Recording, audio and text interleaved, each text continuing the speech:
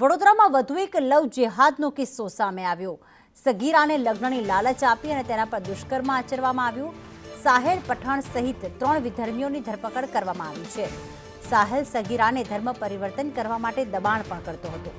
સાહેલ પઠાણે સગીરાને મારઝૂડ કરતા પોલીસ ફરિયાદ દાખલ થઈ તો મદદ કરનાર ફહીમ અફીમવાલા અને જુનેદ મલેકની ધરપકડ કરવામાં આવી।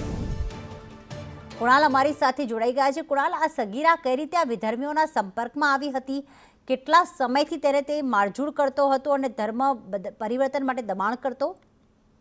2024માં સગીરા આ સાહેલ પઠાણ નામના રિક્ષા ચાલકના સંપર્કમાં આવી હતી અને સગીરાને પેંજારમાં ફસાવીને તે પોતાના એક આજવા રોડના મકાનમાં જ ગોંધી રાખતો હતો।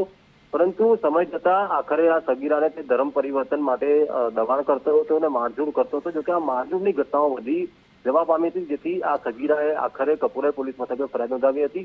આ સાહેલ પઠાણ સામે પોક્સો હેઠળ ગુનો નોંધાયો છે। સાથે જ મદદગારી કરવા બદલ ફહીમ અફીમવાલા અને જુનેદ મલેક કે જેઓ પણ આ સગીરાને વારંવાર ઘરે આવવા માટે દબાણ આપતા હતા, ધમકીઓ પણ આપતા હતા, એટલે બે સામે પણ ફરિયાદ કરાઈ છે। એટલે પોલીસે આ ત્રણેયની હાલ ધરપકડ કરી તેના કથિત લવ જેહાદ મામલે વધુ કાર્યવાહી હાથ ધરી।